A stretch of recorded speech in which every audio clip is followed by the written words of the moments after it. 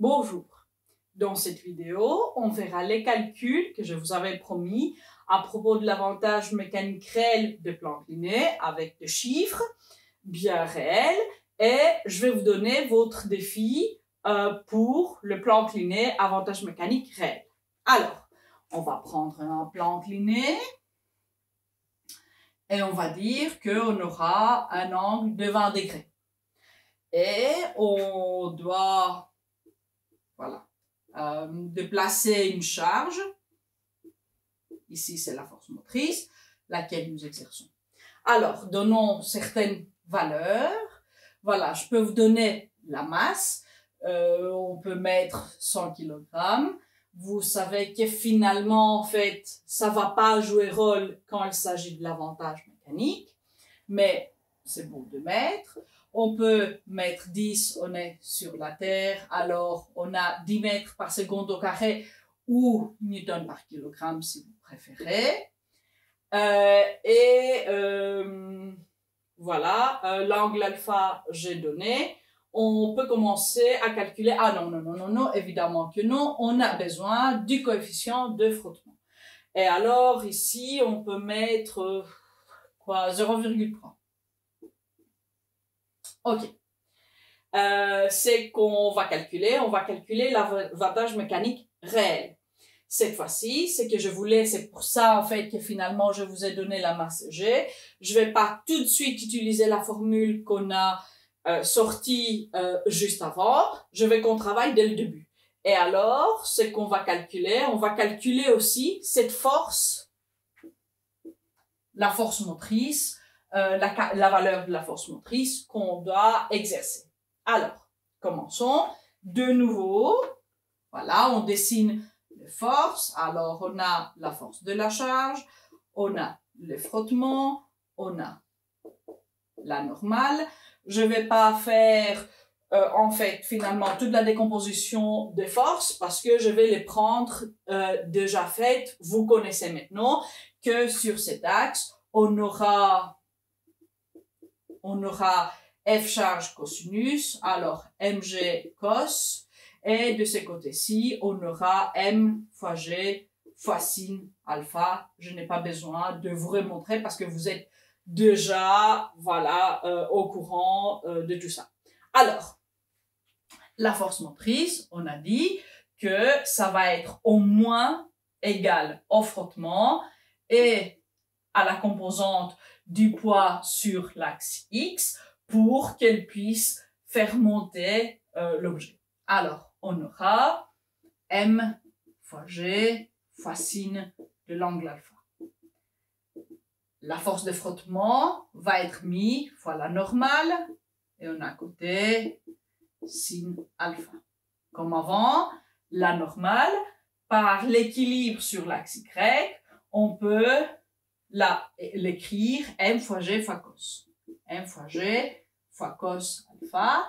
Et l'autre va rester comme ça. Alors, comme avant, on peut mettre m fois g en évidence et on aura mi fois cos alpha plus sin alpha.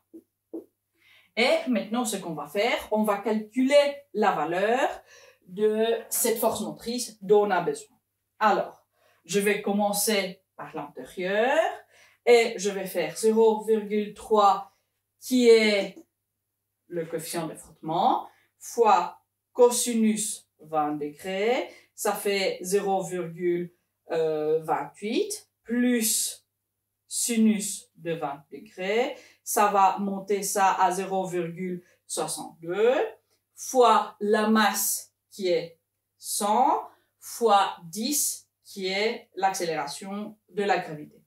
Alors, ça nous donne une force motrice qu'on doit exercer, c'est 623,9 newtons. Vous savez, je vais arrondir ici. Alors, 624 newtons. Alors, comparons ça à Fg de la charge. Ça va être 100 fois 10, ça va faire 1000 newtons.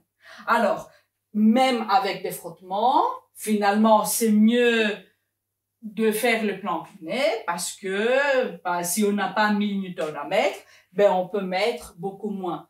1000 newtons, c'est comme si on soulevait 100 kilos, ça c'est quand même très difficile. Vous allez me dire 62,4 kilos, c'est pas vraiment forcément beaucoup plus facile, mais quand même, voilà, c'est plus faisable. Alors, l'avantage mécanique réel maintenant, c'est la force de la charge sur la force motrice qui va donner 1000 sur 624. Newton sur Newton, les newtons vont partir. Alors, faisons ce calcul. 1000 divisé par 624. Et alors, ça va faire 1,6. Faisons aussi, calculons aussi l'avantage mécanique théorique. L'avantage mécanique théorique est 1 sur sinus alpha. Et alors, sinus 20 degrés, c'est 0,3. Si je fais 1 sur ça, j'envers ça, c'est 2,9. Vous voyez, il y a une grande différence. OK? Alors, votre défi, vous faites le même calcul pour un angle qui est double. Alors, votre angle bis prime va être de 40 degrés. Ce que je veux que vous me calculiez, c'est la force motrice et les deux valeurs, avantage mécanique réel et avantage mécanique théorique. Les réponses, vous me les envoyez par courriel et comme il y a 3 calculs à faire pour ce défi, ça vaut pour 3 points. Voilà. Alors, je vous laisse, je vous dis au revoir et à une prochaine fois. Ciao.